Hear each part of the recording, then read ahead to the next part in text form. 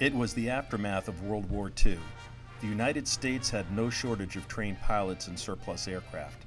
In Delaware, a group of fighter pilots and support personnel, who only a year earlier had returned from fighting Nazi Germany and Imperial Japan, wanted to keep their skills fresh and continue to serve the state and nation. These airmen went on to establish Delaware's first Air National Guard unit. On September 6, 1946, the federal recognition and activation of the 142nd Fighter Squadron took place at a ceremony in the Wilmington Armory. So began the 75-year history of the DANG, the Delaware Air National Guard.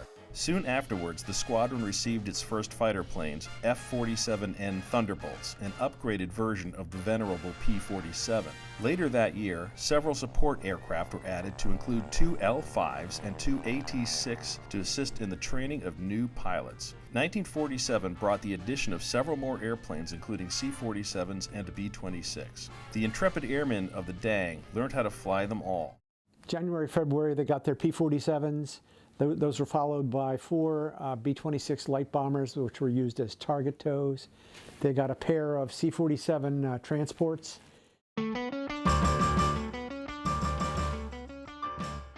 Just 3 years later, the unit received its first jet-powered fighter bombers, Republic F-84C's Thunderjets.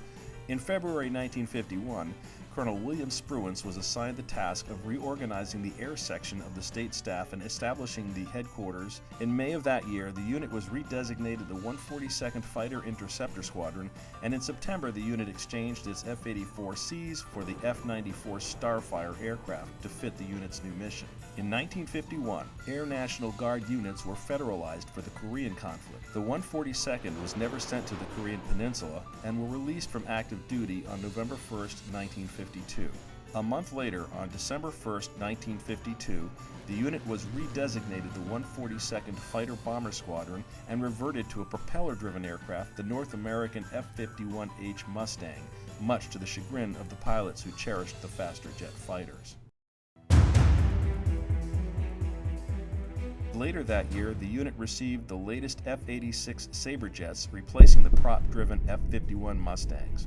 In July 1956, Major David F. McAllister, 142nd Fighter Bomber Squadron commander, set a fighter record by flying his F-86 Sabre jet 1,922 miles in 3 hours 30 minutes to win the Earl T. Ricks Memorial Trophy. McAllister's strategy was to use a single wing-mounted auxiliary fuel tank to make his plane lighter and faster, and though he had to make an additional refueling stop, the increased speed more than made up for it.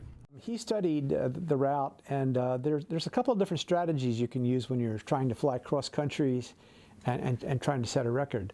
The F-86, oddly enough, was a little slower at high altitude than it was at low altitude. So you could go low and fast, or you could go high and slow. If you go high and slow, you might not only need 1 refueling, but if you go low and fast, you might need 2 refuelings. So McAllister told this story about he had heard from in Korea, they didn't always have enough drop tanks.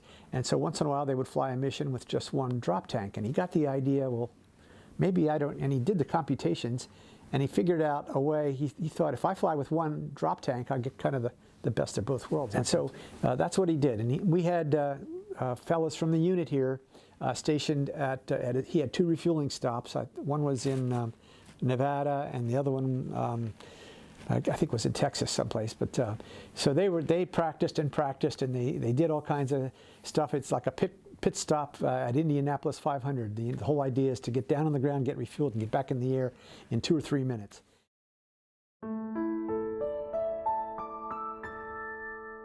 On June 4, 1961, Colonel David McAllister, commander of the 142nd Tactical Fighter Squadron, and Brigadier General William W. Spruance, Assistant Adjutant General for Air, were flying a T-33 jet trainer out of Scott Air Force Base in Illinois when the aircraft lost power and crashed and burned.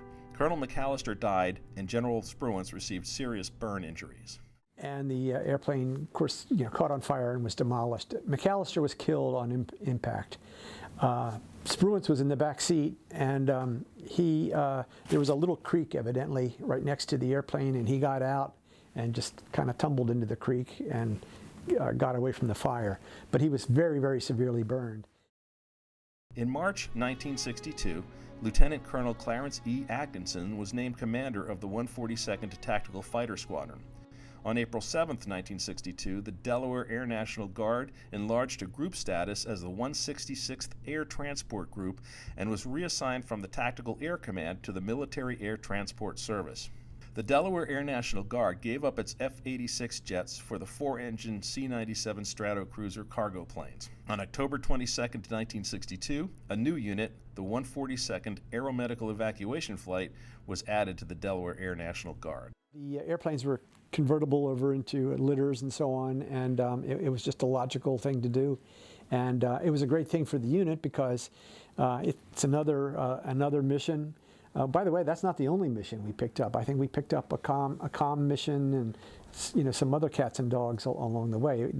We went from a squadron to a group, and so the unit got bigger, the airplanes got bigger, the crews, everything got bigger.